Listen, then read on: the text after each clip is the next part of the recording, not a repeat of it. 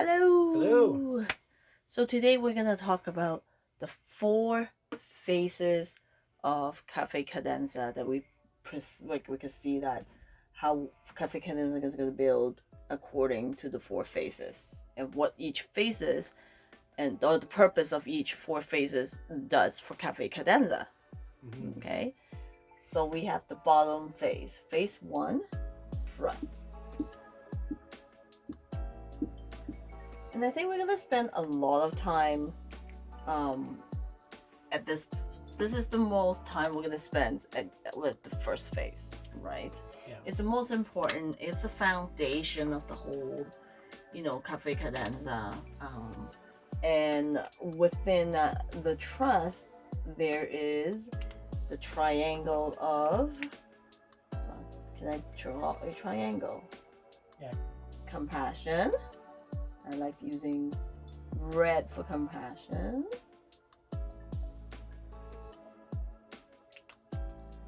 Honesty.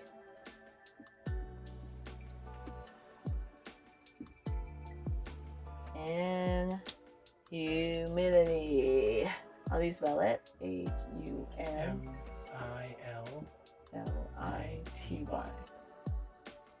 So if you want to review those 3 aspects, we have another video of it.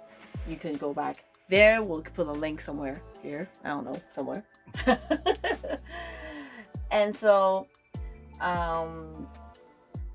the first phase is trust, building compassion, honesty. Well, based on compassion, honesty, and humility.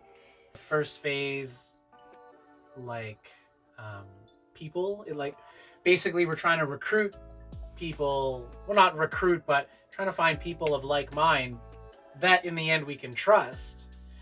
And the reason this phase is going to take the longest, but I think it's the most important, is once we really have that trust, once we have a solid core group of people willing to put action towards this, and we start really working together as a single unit. Because right now it's just me and Minnie. We also got Wendy now too, and a few others that are kind of in the mix, but we haven't still figured out that core yet. We haven't made that hard commitment yet. But that takes time. We have to build trust with each other. So that's why this phase, while it will take the longest because trust takes time to build, it'll be worth it in the end, because once you have that group that really knows how to work together and move forward, we'll be able to move ourselves into the next phase much more easily. I think that's appropriate to spend a lot of time here. And I think we're gonna explain trust in another video on how and what to do, and things like that. So and then our next phase 2, is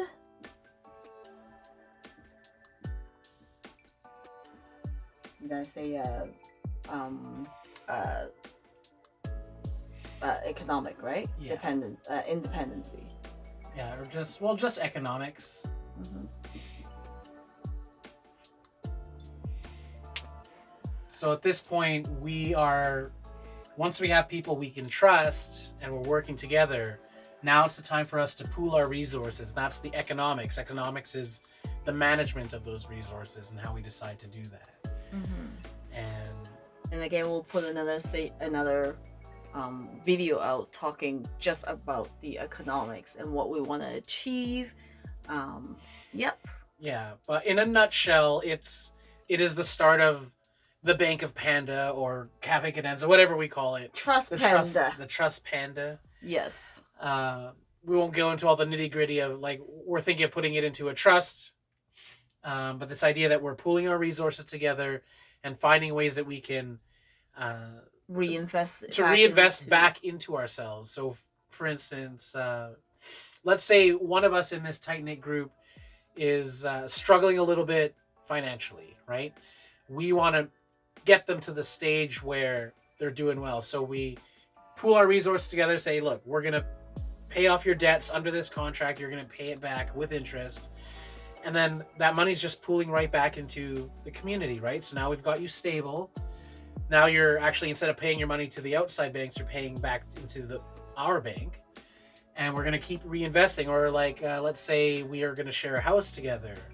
Then we have the money, we can pool together, buy a property. Instead of paying another landlord, we're paying ourselves. We can just buy the house outright, or we get a loan with another bank, but the goal is to eventually own it, to really make it ours. So, or then we can also, you know, pull our resources together to start a business together, exactly. where the profits of the business go back into the whole cafe Cadenza. Yeah. So we're all just, this is us. Once we've got the core, now we're moving up into resource management, and how do we really pool our strengths, our skills, our money, our resources together. And then when we get to three, I originally named it security. And this stage, we start disconnecting to the real world. So if this is the real world or whatever, the dream world, the secular world, whatever you want to call it, our goal in this phase is to disconnect with them.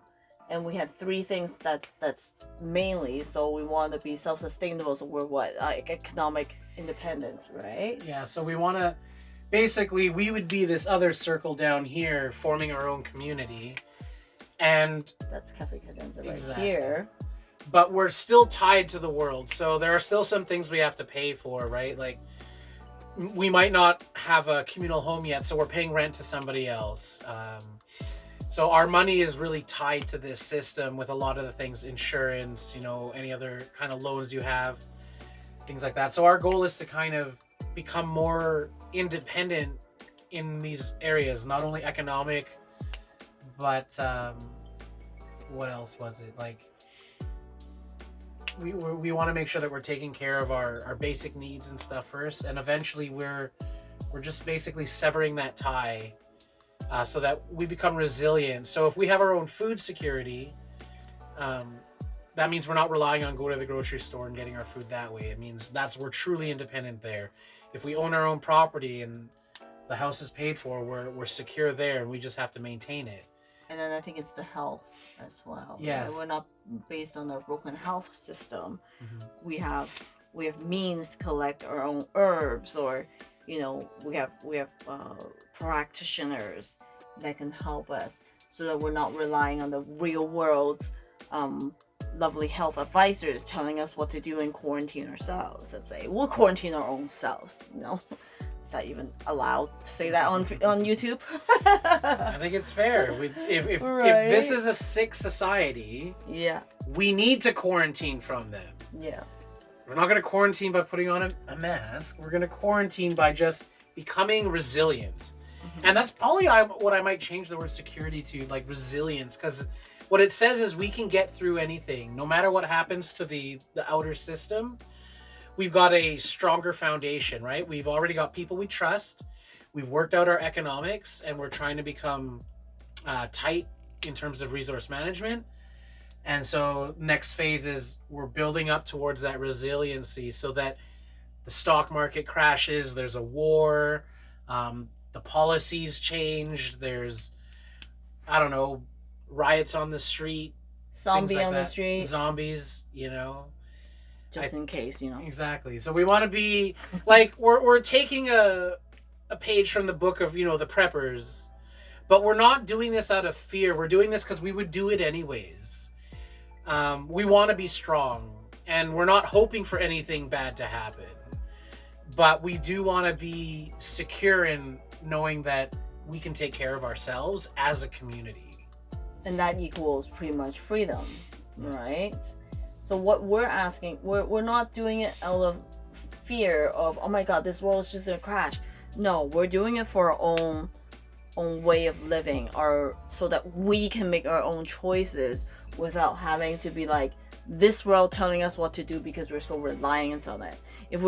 As long as we're reliant and connected to this world, there's no choice making. There's just other people making choices for us constantly. Yeah. Right. It's almost like we're children, and there's this umbilical cord, and, you know, we were born in this world. We didn't really get to choose where we were born, or, well, some people would say that pre-birth, your soul, spirit made chose. But anyways, we're trying to disconnect and really truly be free. And I think we this is what we want anyways.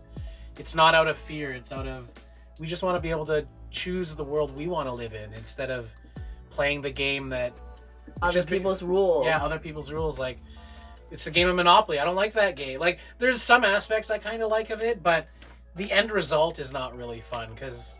And the last one I forgot. It's education. Oh yeah. With everything that's going on with the school system and everything, we're definitely disconnecting kids from that conditioning or that brainwashing.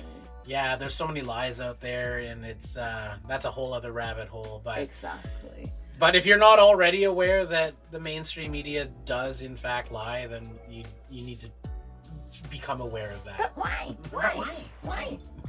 All right, and then the phase 4 is when we go out and save the world. Expansion.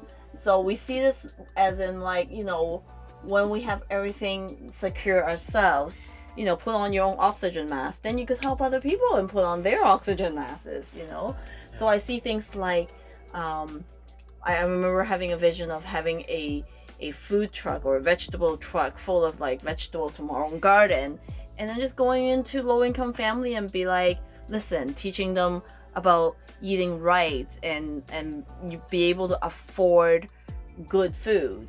Like little projects like this, or going out and education on people on how to become self-sustainable. You don't necessarily have to come in our own kind of Cafe Cadenza, but we want to educate and maybe even be the community starter and help some of these other community who wants to grow, have the mean to grow through most likely the Trust Panda bank, and when we have how to collectively use our resources, little educational things like that we could reach out and just help other people once we become very solid. But that's really far down the line. That's like a really far dream. Yeah, right. It could happen faster than we want, but we want to be like solid and conscious of and not moving too fast, making sure that we're really truly secure in what we're doing, and we truly trust the people. That's why this phase will be the largest. But once we have that trust, these other ones will start probably coming together a lot quicker than we can. But what did you have? You have like about 3 to 5 years for this. So one? Yeah, so if there's a timeline, then I want to use 3 to 5 years to build phase 1, and then like after this 3 to 5 years, these phases I could see it happening within like a year or two, kind of thing. That's what I'm hoping and seeing, of course. Mm-hmm. But then, we'll see. Well, I don't know. I think the economics part, I might give this another couple years to build up to the resilience phase. Mm-hmm. But that's kind of what I'm seeing. Probably 2 years. Mm-hmm. I'll be 60. Okay. But who knows? Like, these things could expand. Depends on the group of people we have, right? And what's available to us. So and what opportunity we have, kind of thing. Exactly. So, depending on the opportunity might actually force us to move a little quicker in some cases, or the opportunity's not quite there, so we have to wait a little longer.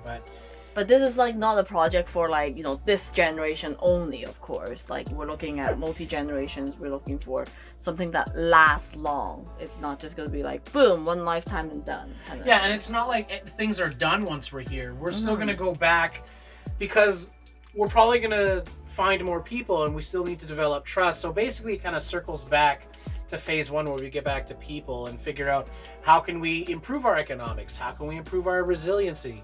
And then this constant cycle of once we learn, we try to help others grow, and it kind of feeds back in itself. So I'm just seeing, like, I guess my vision is seeing multiple communities starting to work together, sharing what worked, what didn't work, sharing resources. And taking over the world. But basically, I almost see it's not even taking over. It's just stepping back. We're just like, we're not playing your game anymore. Nope. We're just going to play our game. And I think that's the path to peace. And if they're going to bring violence and guns, then You know, I think it's fair for us to defend, but we're never gonna attack. We're never gonna be like, we have to destroy you. Like, this is not what we're about. We're just like, just let us live in peace, because maybe we can even find harmony with what I call the Matrix. You know, the world where, you know, there's a lot of zombies out there and they just want to follow the program, and it's, you know what, that's fine. If as long as we can have an understanding of peace, like, I don't see why we can't coexist. Exactly. You know, it's just, we just let us live the lives we want to live, as long as it doesn't hurt you, and it, in fact, it'll probably benefit the Matrix. You know, we'll probably be providing services and treatments and things for people who are still in the system. Yeah. So if you have any comments and questions about the 4 faces, again, leave a comment below, and we will see you next time. See ya.